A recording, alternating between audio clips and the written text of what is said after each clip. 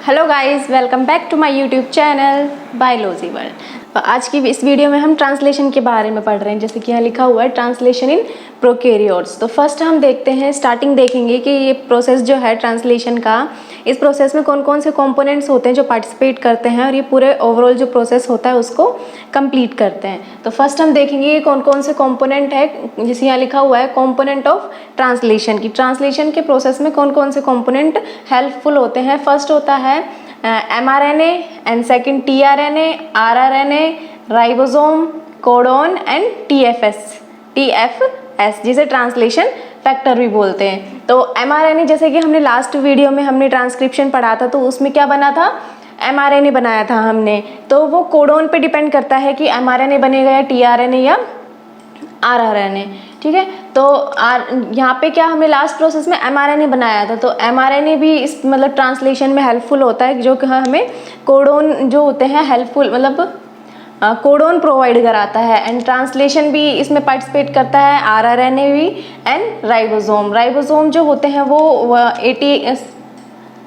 70S type का होता है। इसमें प्रोकैरियोट्स में राइबोसोम जो होते हैं 70S टाइप के होते हैं, जो कि दो सब यूनिट में डिवाइड होंगे, 30S एंड 50S। इसके बारे में हम आगे पढ़ेंगे। तो राइबोसोम होते हैं कंपोनेंट के लिए एंड कोडोन होते हैं। कोडोन हमें कहाँ मिलते हैं, mRNA। जैसे कि लास्ट हमने देखा था कि mRNA जो होता है एक सिंगल स्टैंडर्ड होता है और उसके ऊपर जो होता है वो काफ़ी सारे कोडोन्स होते हैं उसके ऊपर। तो जो एक कोडोन होता है, इनका सबसे इम्पोर्टेंट पार्ट होता है ट्रांसलेशन के लिए, जो कि मतलब प्रोटीन बनाते हैं। एक क्या कहते हैं, अमाइनो एसिड की चैन, अमाइनो एसिड जो होते हैं वो इन्हीं कोडोन से आके अटैच करते हैं और एक पॉलीपेप्टाइड चैन बनाते हैं। तो उसके बारे में हम आगे पढ़ेंगे कि कोडोन किस तरीके से इस प्रोसेस में हेल्पफुल होते हैं। एंड ट्रांसलेशन फैक्टर, काफ़ी तरीके के ट्रांसलेशन फैक्टर होते हैं, लाइक मतलब TF1 एंड TF2, TF3, इस तरीके से फैक्टर्स होते हैं जो कि एक पूरा कॉम्प्लेक्स बना लेते हैं। उस कॉम्प्लेक्स से क्या होता है कि ट्रांसलेशन का प्रोसेस जो वो होता है इनिशिएट होता है, ठीक है। तो फर्स्ट जब हम इनिशिएशन का प्रोसेस देखेंगे तो उसमें देखते हैं कि ट्रांसलेशन फैक्टर जो होते हैं किस तरीके से हेल्पफुल होते हैं। तो इस तरीके से क्या होगा कि कंपोनेंट जो है ट्रांसलेशन के वो 6 कंपोनेंट होते हैं जो पूरे ओवरऑल प्रोसेस को कंप्लीट करते हैं। तो फर्स्ट अगर मैं आपको मतलब इनिशिएशन, इसमें भी वही जैसे ट्रांसलेशन हमने पढ़ा था, ट्रांसक्रिप्शन पढ़ा था, तो ट्रांसक्रिप्शन में 3 प्रोसेस में हमने वो किया था पूरा process, initiation, elongation and termination. तो इसमें भी, इस प्रोसेस में भी वो तीनों ही स्टेजेस आएंगी। तो बट अगर प्रोसेस के साथ समझाती तो आपको थोड़ी कन्फ्यूज़न होती, इसलिए मैंने अलग से लिख दिया कि कौन कौन से कंपोनेंट जो है इस पूरे ओवरऑल प्रोसेस को करते हैं। तो नेक्स्ट हम देखेंगे इनिशिएशन का प्रोसेस किस तरीके से होता है। तो ये ओवरऑल वीडियो भी हम डायग्राम के थ्रू समझेंगे। आई होप कि आपको ये वीडियो पसंद आएगी। एंड अगर आपको थ्योरी भी अगर आपको चाहिए तो मैं आपको अपना इंस्टाग्राम पेज मेंशन कर दूंगी, जहाँ से आप नोट्स जो है प्रोवाइड कर सकते हैं एंड थ्योरी भी पढ़कर आप इस प्रोसेस को इजीली समझ सकते हैं। ओके, सो नेक्स्ट हम देखेंगे। तो लास्ट की वीडियो में हमने ट्रांसक्रिप्शन पढ़ा था, तो उसमें mRNA बना था। तो अब mRNA से प्रोटीन बनने के प्रोसेस को क्या बोलते हैं, ट्रांसलेशन। तो यहाँ पे हम ट्रांसलेशन के बारे में पढ़ेंगे कि ओवरऑल जो है mRNA से प्रोटीन कैसे बनेगा। तो फर्स्ट जैसे कि इनिशिएशन, मतलब लास्ट में हमने 3 स्टेजेस में ही पढ़ा था, इनिशिएशन, इलोंगेशन एंड टर्मिनेशन। तो सेम इस प्रोसेस में भी है कि 3 स्टेजेस में ये पूरा ओवरऑल प्रोसेस हम पढ़ेंगे। फर्स्ट इनिशिएशन कि किस तरीके से होता है, एंड इनिशिएशन मतलब स्टार्ट होना प्रोसेस किस तरीके से होगा, एंड इलोंगेशन मतलब जो भी चैन होगी अमाइनो एसिड की, पॉलीपेप्टाइड चैन, वो किस तरीके से इलोंगेट होगी, किस तरीके से मतलब लॉन्ग होगी, एंड टर्मिनेशन मतलब लास्ट में वो किस तरीके से टर्मिनेट होगी, कि मतलब जो भी चेन बनी है बाद में जाके किस तरीके से वो एक प्रोसेस जो है स्टॉप हो जाएगा, वो तो उसे बोलते हैं टर्मिनेशन। तो फर्स्ट हम इनका सिर्फ डायग्राम देखेंगे यहाँ पे। ओके, तो जैसे कि मैंने फैक्टर्स बताए आपको जैसे मैंने कंपोनेंट बताए कि ट्रांसलेशन के प्रोसेस में कौन कौन से कंपोनेंट होते हैं जो कि हेल्पफुल होते हैं, पूरा प्रोसेस कंप्लीट करते हैं। तो फर्स्ट यहाँ पे मैंने अलग अलग जो ओवरऑल जितने भी कंपोनेंट हैं सबको अलग अलग मेंशन किया है ताकि आप कंफ्यूज ना हो। अगर मैं पूरा एक स्ट्रक्चर बना देती तो बहुत ही कन्फ्यूज़न क्रिएट होती, तो इसलिए फर्स्ट मैंने अलग अलग सभी कंपोनेंट्स को शो किया है। फर्स्ट जैसे कि सबसे इम्पोर्टेंट कंपोनेंट जो है हमारा mRNA की, mRNA पे जो होते हैं कोडोन्स होते हैं, लाइक जैसे ये यहाँ पे जो ये मेंशन किया है ये होते हैं कोडोन। कुछ स्पेसिफिक कोडोन होते हैं, मतलब 3-3 के सीक्वेंस में, 3-3 न्यूक्लियोटाइड के सीक्वेंस में ये कोडोन्स होते हैं जो कि अमाइनो एसिड से अटैच करते हैं। और ये नीचे जो स्टैंड है वो mRNA का है। mRNA से ही मतलब mRNA के ऊपर ही कोडोन होते हैं। और ये स्मॉल राइबोसोमल सब यूनिट, जैसे कि मैंने पहले बताया कि राइबोसोम जो होता है वो 70S टाइप का होता है प्रोकैरियोट्स में, एंड वो 2 सब यूनिट में डिवाइडेड होता है। 70S टाइप का होता है वो, तो 2 सब यूनिट में डिवाइड होता है, 30S एंड 50S। तो ये वाला जो है वो 50S है। ओके, तो इस तरीके से क्या होता है कि मतलब राइबोसोम जो होते हैं 2 सब यूनिट में डिवाइडेड होते हैं। तो ये हो गया स्मॉल राइबोसोमल सब यूनिट, एंड ये है मतलब लार्ज सब यूनिट जो है राइबोसोम की वो है। तो इसमें जो होती है 3 साइट होती है, E site, P site and A site. तो फर्स्ट जब इनिशिएशन का प्रोसेस स्टार्ट होता है एंड चार्जिंग टीआरएनए जो होता है वो फर्स्ट आके पी साइट पे बाइंड करता है, पी साइट पे बाइंड करके जो प्रोसेस को है वो स्टार्ट करता है। तो ये हो गया हमारा लार्ज राइबोसोमल सब यूनिट। और नेक्स्ट है IF3 मतलब इनिशिएशन फैक्टर। इनिशिएशन फैक्टर्स भी बोल सकते हैं, या फिर ट्रांसलेशन का जो प्रोसेस होता है इनके थ्रू होता है, तो ट्रांसलेशन फैक्टर्स भी बोलते हैं। तो इनिशिएशन फैक्टर मतलब जो इनिशिएशन का प्रोसेस है यही स्टार्ट करते हैं, यही जो फैक्टर्स हैं। तो फर्स्ट है IF3, जिसे बोलेंगे इनिशिएशन फैक्टर 3। ये इनिशिएशन का जो प्रोसेस है उसको स्टार्ट करते हैं। IF1 इनिशिएशन फैक्टर फर्स्ट, ठीक है। एंड इसमें कौन सा और कंपोनेंट बताया था, टीआरएनए जो होता है, जैसे कि टीआरएनए। तो टीआरएनए इसमें होता है लाइक ऐसी कुछ स्ट्रक्चर होती है उसमें,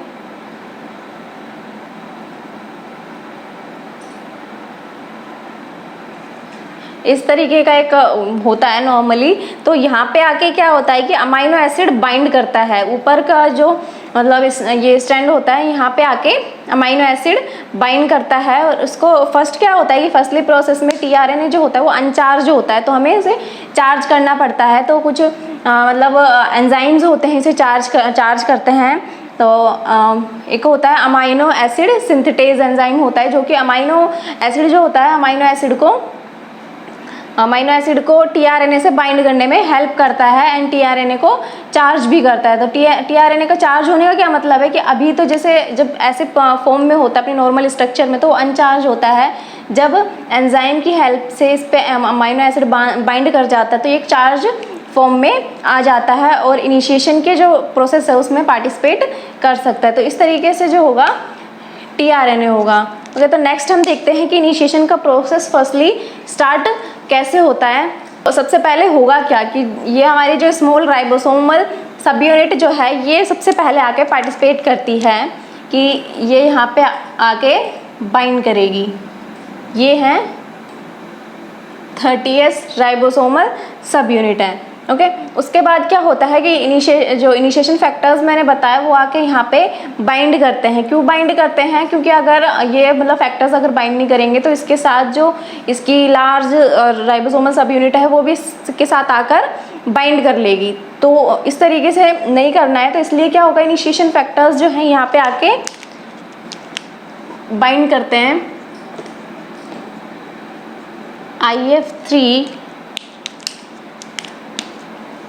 एंड IF1। तो अब ये यहाँ पे बीच में आके इन्होंने बाइंड कर लिया। तो अब क्या होगा कि मतलब जो लार्ज राइबोसोम है वो आके इससे बाइंड नहीं कर सकता है, क्योंकि अभी हमें यहाँ पे बीच में mRNA भी लाना है। तो अब क्या होगा कि जैसे ये फैक्टर्स यहाँ पे अटैच है, अब यहाँ पे आएगा mRNA।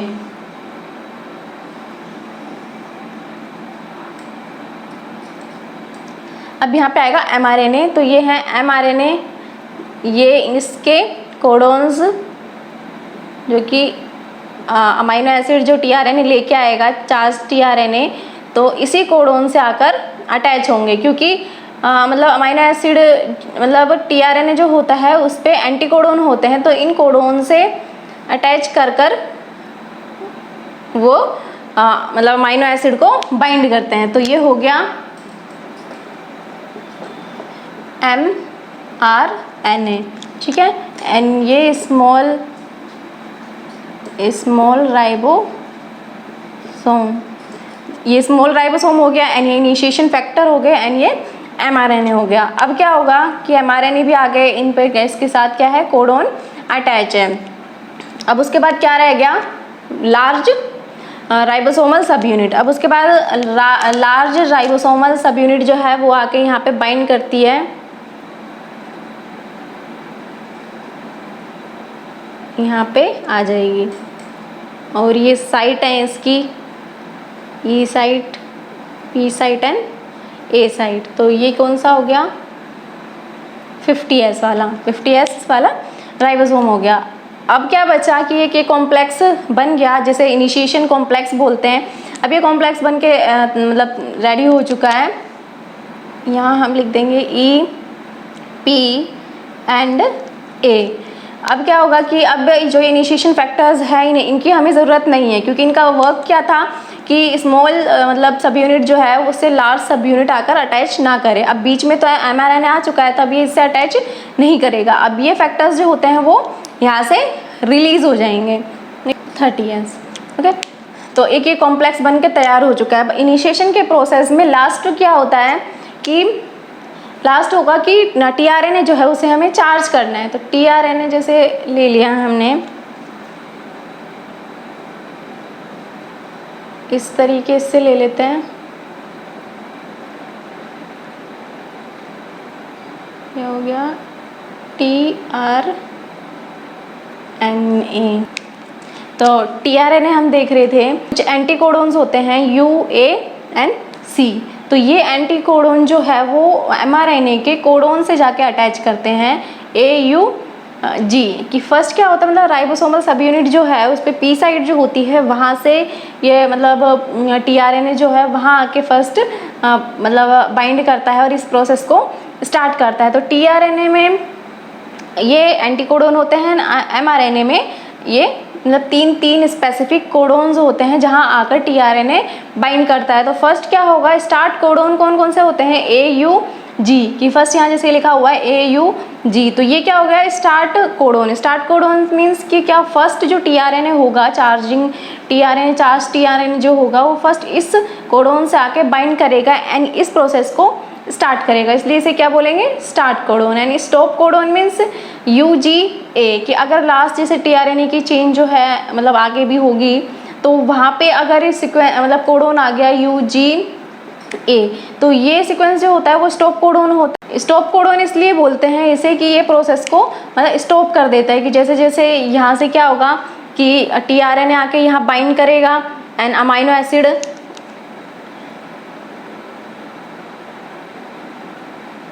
ये हो गया अमाइनो एसिड कि ये tRNA जो है चार्ज्ड है। चार्ज मतलब ये एंजाइम होता है अमाइनो एसिड सिंथेटेज जिससे क्या होता है कि अमाइनो एसिड जो होता है tRNA से बाइंड कर जाता है।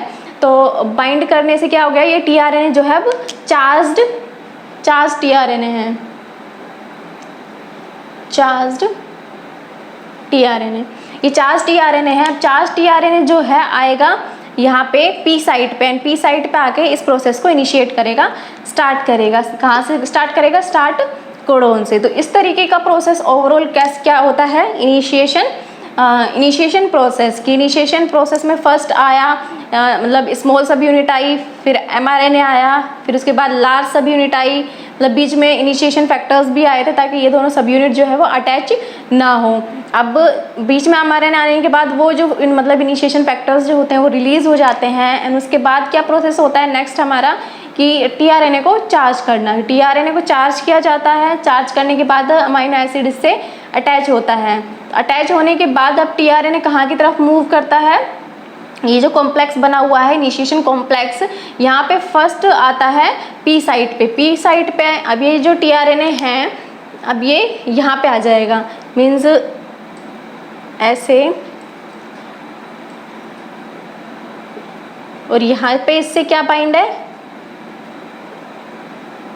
Amino acid. अब ये जो टीआरएनए है, टीआरएनए, अब इस पे जो है एंटीकोडोन्स हैं, एंटीकोडोन यूएसी। तो देख सकते हैं परफेक्ट है, यू के साथ ए के साथ यू एंड सी के साथ जी। तो इस तरीके से एंटीकोडोन जो होते हैं टीआरएनए के एमआरएनए के कोडोन के साथ बाइंड करते हैं। ओके, तो ये प्रोसेस को, यहाँ तक जो ये प्रोसेस है इसे इनिशिएशन प्रोसेस बोलते हैं। नेक्स्ट हम देखते हैं इलोंगेशन। तो नेक्स्ट प्रोसेस है हमारा इलोंगेशन का। तो यहाँ पे हम इलोंगेशन के बारे में अब पढ़ेंगे कि इलोंगेशन कैसे होता है। तो यहाँ तक हमने ये प्रोसेस देख लिया था कि इनिशिएशन कॉम्प्लेक्स जो है पूरा बन के रेडी हो गया था। अब हम क्या देखेंगे, इलोंगेशन। इलोंगेशन मीन्स जो है, या अमाइनो एसिड जो है इसकी एक पूरी चैन बनती है, इनके बीच में पॉलीपेप्टाइड बॉन्ड बनता है। तो अब ये देखेंगे किस तरीके से होगा। तो ये प्रोसेस जो होता है इलोंगेशन का अप्रोक्सीमेटली 3 स्टेजेस में होता है। जैसे फर्स्ट स्टेज यहाँ पे लिखा हुआ है अमाइनो एसाइल टीआरएनए बाइंडिंग, कि चार्ज टीआरएनए जो होता है फर्स्टली वो आके बाइंड होता है।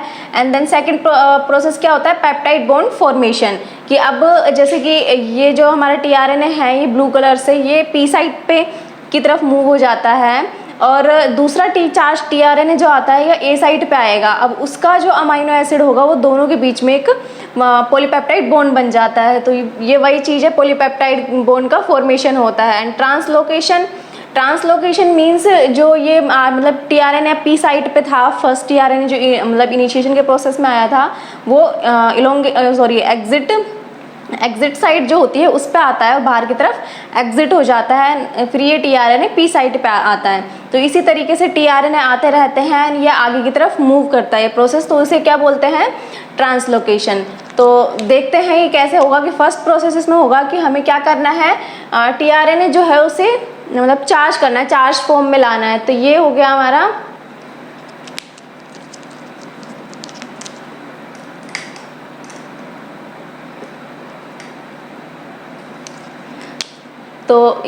हमारा टीआरएनए, ये दूसरा टीआरएनए हो गया। और इसमें जो है 3 मतलब कोडोन है नीचे की साइड पे, और इसके साथ क्या अमाइनो एसिड बाइंड है। तो अब इसके साथ जब अमाइनो एसिड बाइंड हो जाता है, जो एंजाइम मैंने बताया था अमाइनो एसाइल सिंथेटेज एंजाइम जो होता है उससे ये बाइंड हो जाता है टीआरएनए से। तो ये टीआरएनए जो है वो चार्ज्ड हो चुका है, टीआरएनए चार्ज टीआरएनए है। अब क्या होगा कि ये जो एफ मेट वाला जो अमाइनो एसिड के साथ टीआरएनए होता है मतलब तो ये आगे की तरफ मूव करता है, ये यहाँ पे आ जाएगा पी साइड पे, और जो दूसरा टीआरएनए है वो कहाँ आ जाएगा, ए साइड पे। तो ये हो गया फर्स्ट वाला, और यहाँ पे ये एक अमाइनो एसिड है और ये दूसरा टीआरएनए चार्ज टीआरएनए आके ए साइड पे आ जाता है। तो इस तरीके से क्या प्रोसेस हो जाएगा, ये अमाइनो एसाइल टीआरएनए बाइंडिंग, की टीआरएनए क्या बाइंडिंग हो चुकी है। अब क्या होता है कि एक फैक्टर होगा, यहाँ पे लिखा हुआ है फैक्टर EF-TU GTP। तो इनके यूज से क्या होता है कि इनके बीच में एक पेप्टाइड बॉन्ड बनेगा। तो दोनों जो अमाइनो एसिड होते हैं इनके बीच में एक पेप्टाइड बॉन्ड बन जाता है, ठीक है। अब तो नेक्स्ट प्रोसेस हमने देखा था पेप्टाइड बॉन्ड फॉर्मेशन। अब पेप्टाइड बॉन्ड का फॉर्मेशन हो चुका है। अब लास्ट में क्या होगा कि जो भी ये फैक्टर्स हैं मतलब इसमें हाइड्रोलाइज होता है, तो उस प्रोसेस से क्या होगा कि ये टीआरएनए जो है अब इसका वर्क तो खत्म हो चुका है, तो ये ई साइट पे आ जाता है।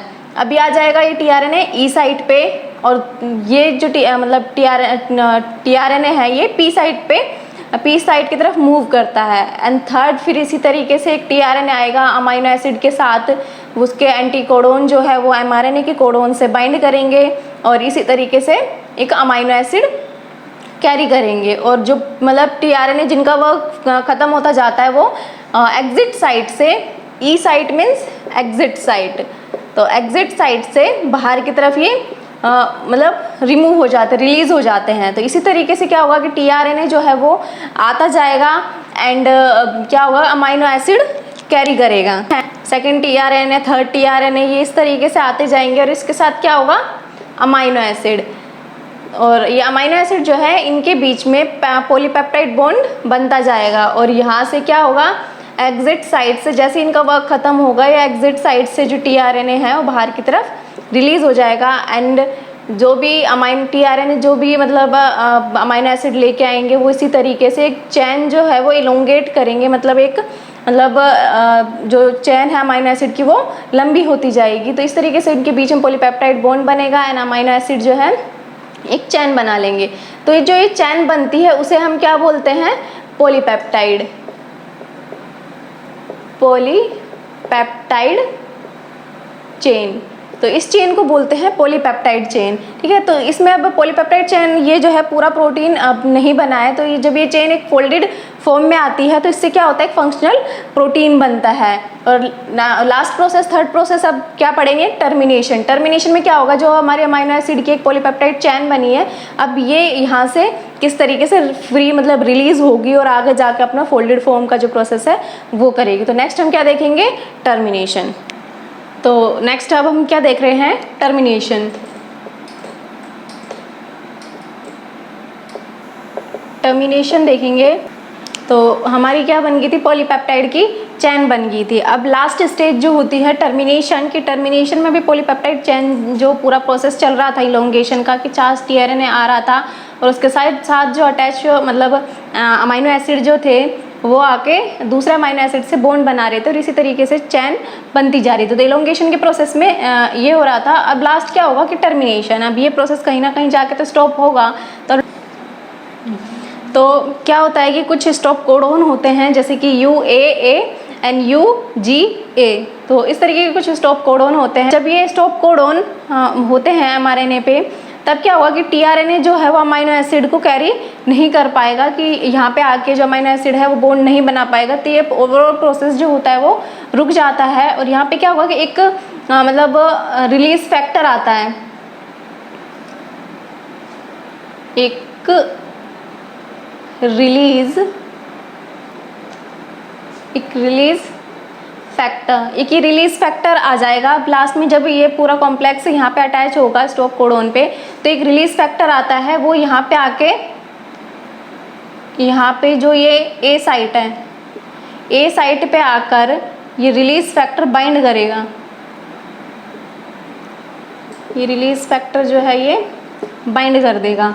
अब बाइंड करना इसका रिलीज फैक्टर से क्या होगा कि अब ये टीआरएनए जो है वो इस प्रोसेस को आगे कंटिन्यू नहीं कर पाएगा, ना अमाइनो एसिड को कैरी कर सकेगा। तो अब ये प्रोसेस ओवरऑल प्रोसेस जो होता है वो नहीं होता। एंड रिलीज फैक्टर का और क्या वर्क होता है कि जो जितना भी मतलब पूरा कॉम्प्लेक्स बना हुआ है उसको रिलीज कर देता है। अब क्या होगा कि ये स्मॉल जो राइबोसोम है वो अलग हो जाएगा, लार्ज राइबोसोम जो है वो अलग हो जाएगा और mRNA जो है वो अलग रिलीज हो जाएगा। तो ये पूरा कॉम्प्लेक्स जो है वो रिलीज हो जाता है और आगे ये प्रोसेस जो है वो कंटिन्यू नहीं होता। और बाकी की जितने भी मतलब जो ये अमाइनो एसिड की चेन बनी हुई है पॉलीपेप्टाइड चैन, ये जो होती है पूरी तरीके से रिलीज हो जाती है, ठीक है। ये रिलीज हो जाएगी तो ये पूरी चैन जो है आगे जाके फ्री हो जाती है। तो ये हमारी क्या बन जाती है, पॉलीपेप्टाइड चैन। तो टर्मिनेशन के प्रोसेस में क्या होगा कि इस तरीके से एक रिलीज फैक्टर आता है और mRNA पे स्टॉप कोडोन जो होते हैं वो इस प्रोसेस को रोक देते हैं और आगे इन प्रोसेस को कंटिन्यू नहीं करते हैं। तो इस तरीके से हमारा पॉलीपेप्टाइड चैन जो है वो फ्री हो गई है। अब ये क्या होता है कि फोल्डेड जो एक प्रोसेस होता है, फोल्डेड प्रोसेस को आगे कंटिन्यू करती है कि ये जो चैन है आगे एक फोल्डेड फॉर्म में आ जाएगी और एक जो है फंक्शनल प्रोटीन बनाती है। क्योंकि ये अभी यहाँ पे हमारा प्रोटीन जो है तैयार नहीं हुआ है, पॉलीपेप्टाइड चैन तैयार हुई है। तो आगे क्या होता है कि ये फोल्डेड फॉर्म में आती है एंड एक फंक्शनल प्रोटीन बनाती है। तो इस तरीके से ओवरऑल जो प्रोसेस होता है ट्रांसलेशन का प्रोसेस होता है कि ट्रांसलेशन का मीन यही होता है कि mRNA से प्रोटीन बनने के प्रोसेस जो होता है उसे ट्रांसलेशन बोलते हैं। तो ओवरऑल हमने इस डायग्राम के थ्रू समझा कि ये प्रोसेस किस तरीके से होता है। ओके गाइज, तो आई होप कि आपको ये वीडियो पसंद आई हो। अगर वीडियो पसंद आई हो तो मेरे चैनल को प्लीज़ सब्सक्राइब करना एंड वीडियो पसंद आई हो तो वीडियो को लाइक करना। अगर नेक्स्ट वीडियो का आपको नोटिफिकेशन चाहिए तो सब्सक्राइब बटन के साइड में एक बेल आइकन होगा, उसे ज़रूर प्रेस करना ताकि नेक्स्ट वीडियो जो भी मैं अपलोड करूँ आपको उसका नोटिफिकेशन मिल जाए। एंड नेक्स्ट वीडियो आपको किस टॉपिक पे चाहिए उसके लिए प्लीज़ मुझे कमेंट करना। एंड आपका जो भी सजेशन है कि किस तरीके की वीडियोस आपको पसंद आ रही है या नहीं, तो आप मुझे कमेंट करके बता सकते हैं। मैं थोड़ी कुछ और इम्प्रूवमेंट करने की कोशिश करूँगी, आपको और अच्छे से समझाने की कोशिश करूँगी। एंड जो भी मैंने आपको बताया नोट्स के लिए तो मैं आपको डिस्क्रिप्शन में मेरा जो इंस्टा का पेज है बायोलॉजी 08, तो वो मतलब उसका जो लिंक है मैं डिस्क्रिप्शन में मेंशन कर दूंगी, आप वहाँ से जाके जो है थ्योरी के लिए आप नोट्स जो है ले सकते हैं। Okay, so thank you so much guys.